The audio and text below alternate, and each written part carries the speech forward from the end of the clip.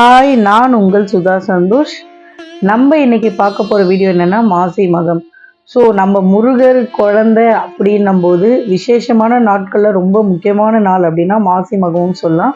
இன்னைக்கு நம்ம விரதம் இருந்தோம் அப்படின்னாக்க குழந்தைக்கான பலன் கண்டிப்பாக கிடைக்கும், கண்டிப்பாக குழந்தை பேரு கிடைக்கும் அப்படின்னு சொல்லுவாங்க. ஸோ இன்னைக்கு விரதம் இருந்து நம்ம வழிபடும் போது அதுக்கான பலன் கண்டிப்பாக இருக்குது அப்படின்னு சொல்லுவாங்க. ஸோ மாசி மகத்தில் விரதம் இருக்குன்னா முதல்ல அது என்னைக்கு வருது, எப்படி விரதம் இருக்கலாம், எந்த கடவுளுக்கெல்லாம் இருந்தால் அதுக்கான பலன் அதிகம் அப்படின்றது எல்லாத்தையுமே நான் டீட்டெயிலாக ஒன் பை ஒன்னாக சொல்லிட்டு வரேன். ஸோ ஃபஸ்ட்டு என்னென்னாக்க, அதாவது பௌர்ணமியும் மக நட்சத்திரமும் எப்படி தைப்பூசத்தன்னைக்கு பூச நட்சத்திரமும் பௌர்ணமியும் சேர்ந்து வர்ற மாதிரி இன்னைக்கு மாசி மகத்தில் மக நட்சத்திரமும் அதுக்கப்புறமா பௌர்ணமியும் சேர்ந்து வரக்கூடிய நாள் மாசி மகம். அன்னைக்கு நீங்கள் விரதம் இருக்கும்போது ரொம்ப நல்லது. இந்த மாசி மகம் அப்படின்னு சொன்னாலே நம்ம நீர் ஆறுறது அப்படின்னு சொல்லுவாங்க. அதாவது எல்லா கடவுளுமே பக்கத்தில் தெப்பங்குளம் இருக்கும், அந்த குளத்தாண்ட வெளியே வந்துட்டு ஊர்வலம் போகும் அப்படின்னு சொல்லுவாங்க. அந்த மாதிரி நம்ம அன்னைக்கு செய்யக்கூடிய விஷயங்களில் முதல் விஷயம் என்னென்னா முன்னோர்களுக்கு, அதாவது நான் இயல்பாக சொல்லுவேன், உங்கள் வீட்டில் நீங்கள் தர்ப்பணம் பண்ணுற பழக்கம் இல்லையே அப்படின்னாலும் உங்களுக்கு முன்னோர்கள் தாத்தா பாட்டி யாராவது ஒருத்தவங்க இருப்பாங்க இல்லையா, ஸோ அவங்கள நினச்சிக்கிட்டு அன்னைக்கு நீங்கள் தர்ப்பணம் பண்ண தேவையில்லை, உங்கள் கையால் முடிஞ்ச அன்னதானங்கள் பண்ணுங்கள். மாட்டுக்கு அன்னைக்கு கீரை வாங்கி தர்றது, அதுக்கப்புறமா வேறு ஏதாவது ஜீவராசிங்களுக்கு பண்ணுறது, சாப்பாடு வாங்கி தர்றது, இந்த மாதிரியான வேலைங்க எல்லாமே பண்ணுங்கள்.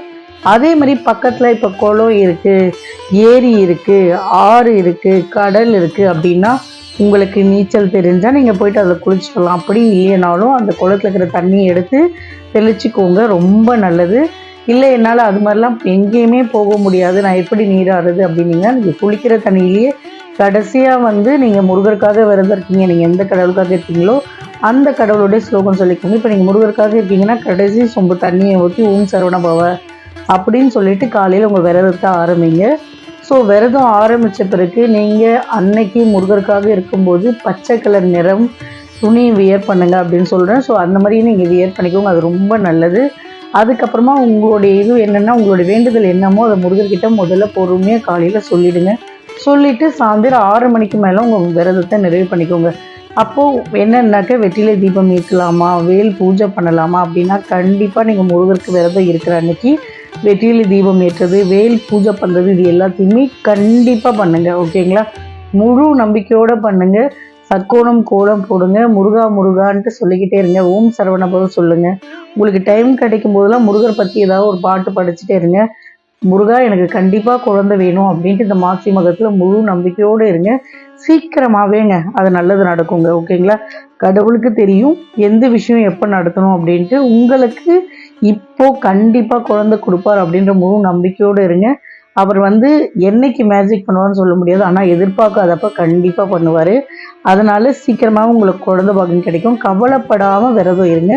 விரதம் இருந்து முடிச்ச பிறகு உங்கள் வாழ்க்கை சந்தோஷமாக எடுத்துகிட்டு போங்க. வீட்டில் உங்கள் கையால் சமைச்சதை யாரையாவது கூப்பிட்டு சாப்பாடு போடுங்க. அப்படி இல்லைனாலும் உங்கள் கையால் சமைச்சதை எடுத்துன்னு போயிட்டு யாருக்காவது வெளியே அன்னதானம் பண்ணுங்கள், அது ரொம்ப நல்லதுங்க. இருக்கிறதுலையே உங்களுடைய பாவங்கள் கஷ்டங்கள் எல்லாமே போகக்கூடிய ஒரு விஷயம் அப்படின்னாக்க யாருக்காவது நீங்கள் சாப்பாடு போடும்போது அவங்க போதும்னு சொல்கிற வார்த்தை தான். ஓகேங்களா?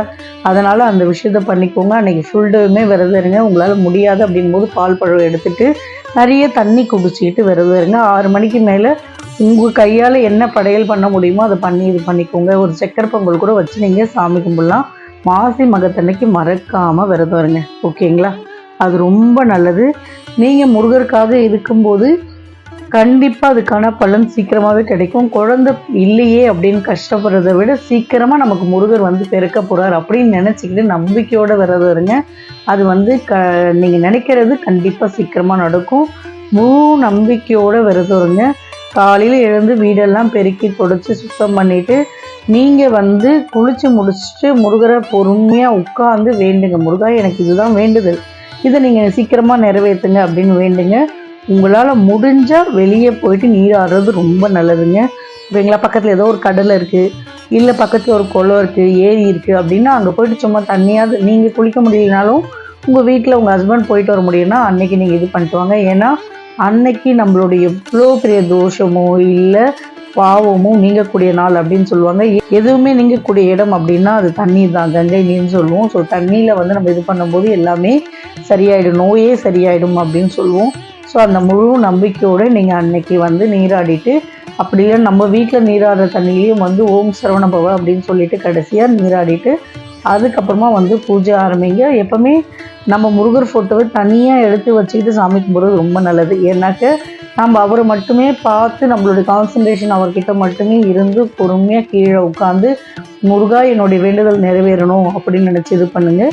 வேல் பூஜை கண்டிப்பாக பண்ணுங்கள். இப்போ வேல் வாங்கியிருக்கேன் என்றைக்கு ஆரம்பிக்கலாம் அப்படின்னா இந்த மாசி மகத்தன்னைக்கு பூஜை பண்ண ஆரம்பிங்க. இல்லை இதுக்கு முன்னாடி வாங்கலை அப்படின்னாலும் இப்போ வேல் பூஜை வச்சு வீட்டில் பண்ணிட்டே வாங்க. அது ஒரு நல்ல ஏற்றத்தை தருதுங்க. என்னுடைய சொந்த அனுபவத்தை சொல்கிறேன். நீங்கள் வேல் பூஜையும் வெற்றிலை தீபமும் போட்டு வரும்போது உங்கள் வாழ்க்கைக்கு என்ன தேவையோ அது கண்டிப்பாக முருகர் கொடுக்குறாரு. ஓகேங்களா? சக்கோணம் கோலம் போட்டு வெற்றிலை தீபம் ஏற்றி சாமி கும்பிட்டுட்டே நீங்கள் வரும்போது கண்டிப்பாக நல்லா செய்வார். அதே அளவுக்கு நீங்கள் உங்கள் கையால் ஒரு 4 பேருக்கு அன்னதானம் பண்ணிகிட்டே இருங்க. என்ன வாங்கி தர முடியுமோ அதை வாங்கித்தாங்க. ஒரு பிஸ்கெட் பாக்கெட்னாலும் வாங்கித்தாங்க. ஓகேங்களா? ஆனால் எனக்கு நல்லது நடக்கும், கண்டிப்பாக முருகர் நல்லது செய்வார் அப்படின்ற முழு மனசோடு இருங்க. எனக்கு முருகரை நான் நம்பிட்டேன், அவர் கண்டிப்பாக நல்லது பண்ணுவார், எனக்கு சீக்கிரமாக குழந்தை பிறக்கும் அப்படின்ட்டு பொறுக்க போகுது அப்படின்னு நினச்சிட்டு சந்தோஷமாக உங்கள் வாழ்க்கையை வாழுங்க. சீக்கிரமாகவே அந்த நல்ல விஷயம் நடக்கும். ஸோ மகா கந்த சஷ்டி இருந்தவங்க எல்லாருக்குமே 1 by 1 எல்லாருக்குமே வந்து குழந்தை நிற்கிறதுக்கான வாய்ப்பு அதிகமாகிட்டு வந்துகிட்டே இருக்கு. நீங்களும் அந்த நல்ல செய்தியை சீக்கிரமாக சொல்வீங்க. முழு நம்பிக்கையோடு இருங்க, முருகரை நம்புங்க, அவர் கண்டிப்பாக நல்லது பண்ணுவார். ஸோ சந்தோஷமாகவும் நிம்மதியோடவும் எனக்கு இதை முருகர் பண்ணிடுவார் அப்படின்ற ஒரு எண்ணத்தோடவும் பூஜையை பண்ணுங்கள். ஒவ்வொரு வாட்டி பூஜை பண்ணும்போதும் அதை உங்களுடைய தேவை என்னமோ அதை பொறுமையாக சொல்லிவிட்டு பூஜை பண்ணுங்கள். அதுக்கப்புறமா வந்து உங்கள் கையால் யாருக்காவது ஒருத்தருக்கு சாப்பாடு போட்டு பரிமாறுங்க, அது ரொம்ப நல்லது. அப்படி இல்லைனாலும் வெளியே எடுத்துகிட்டு போயிடுங்க. இதை நான் திரும்ப திரும்ப சொல்லுவேன், உங்கள் கையால் சாப்பாடு போடுங்க அப்படின்ட்டு. அவங்க போதும் அப்படின்னு சொல்கிற அளவுக்கு சாப்பாடு போடுங்க, ஒருத்தருக்காவது போடுங்க. யார் என்ன வேணுமான்னு நினச்சிக்கிட்டோங்க. என்னங்க நான் எப்போ பார்த்தாலும் சாமி சாமின்னு கும்பிட்டுட்டு இருக்காங்களே அப்படின்லாம் நினைக்காதீங்க. நீங்கள் கும்பிட்டுட்டே இருக்கும்போது உங்கள் வாழ்க்கையில் ஒரு நல்ல மாற்றம் வரும். நீங்கள் நல்லா பாருங்கள், ஒரு சில பேர்லாம் கடவுளை பிடிச்சிப்பாங்க. உங்களுக்கு ஒரு கோயிலில் போகிறீங்க, அந்த கோயில் போயிட்டு வந்து உங்களுக்கு பாசிட்டிவ் நடக்குதுன்னா அதுதான் உங்களுக்கு செட்டான கோயில்னு திரும்பவும் அதே கோயில் போங்க. ஓகேங்களா? அந்த மாதிரி ஒரு சில பேர்லாம் ஒரு இடத்த அப்படியே கரெக்டாக பிடிச்சி வச்சுட்டு இருப்பாங்க. ரெகுலராக அந்த விஷயத்த மட்டுமே வேண்டிகிட்டு இருப்பாங்க. ஓகேங்களா? ஸோ அந்த மாதிரி முருகரை நீங்கள் நம்பி வந்துட்டீங்க அப்படின்னும் போது முருகர்கிட்ட நீங்கள் வேண்டிக்கிட்டே இருங்க, சீக்கிரமாகவே நல்லது நடக்கும். ஓகேங்களா? ஸோ மாசி மகத்துக்கு விரதம் இருங்க, ரொம்ப நல்லது. எப்போவுமே நம்ம சஷ்டி, தேய்பிறை, வளர்ப்பிறைக்கு, கிருத்திகைக்கு எப்படி இருப்போமோ அதே மாதிரி மாசி மகத்துலேயும் விரதம் இருங்க. ஆனால் நீராடுறது மட்டும் முடிஞ்சால் பக்கத்தில் இருக்கிற எங்கேயாவது தண்ணி இருக்கிற இடத்துல போயிட்டு நீராடிட்டு வாங்க. அப்படி இல்லைன்னா ஒன்றும் பரவாயில்ல. ஆனால் முன்னோர்களுக்கும் ஏதாவது நினச்சி உங்கள் கையால் மற்ற ஜீவராசிகளுக்கு தானம் பண்ணிவிடுங்க, அது ரொம்ப நல்லது. ஏன்னா நம்மளுடைய முன்னோர்கள் நல்லது செய்யணும்னு முடிவெடுத்தாங்கன்னா நமக்கான நல்லது சீக்கிரமாகவே நடக்கும். ஸோ அதனால் நீங்கள் கண்டிப்பாக அன்றைக்கி முன்னோர்கள் வழிபாடையும் பண்ணிவிட்டு அதுக்கப்புறமா உங்களுடைய விரதத்தை ஸ்டார்ட் பண்ணுங்கள். சீக்கிரமாக நல்லது நடக்கும் அப்படின்னு நினச்சிக்கோங்க. சந்தோஷமாக இருங்க, நல்லது ரொம்ப சீக்கிரமாகவே நடக்கும். ஓகேங்களா? இந்த வீடியோ இவ்வளோ நேரம் ஸ்கிப் பண்ணாமல் பார்த்துக்கு தேங்க்யூ. ஏதாவது டவுட் இருந்தால் கமெண்ட் செக்ஷனில் கேளுங்க, கண்டிப்பாக என்னால் வீடியோ போட முடியும்னா போடுறேன். ஓகேங்களா? ஸோ எனக்கு தெரிஞ்ச சில விஷயங்கள் சொல்லிட்டேன். நீங்களும் மாசி மகத்துக்கு விரதம் இருங்க, மிஸ் பண்ணாமல் விரதம் இருங்க. கண்டிப்பாக குழந்தை பாக்கியம் மாசி மகத்தில் கிடைக்கும்.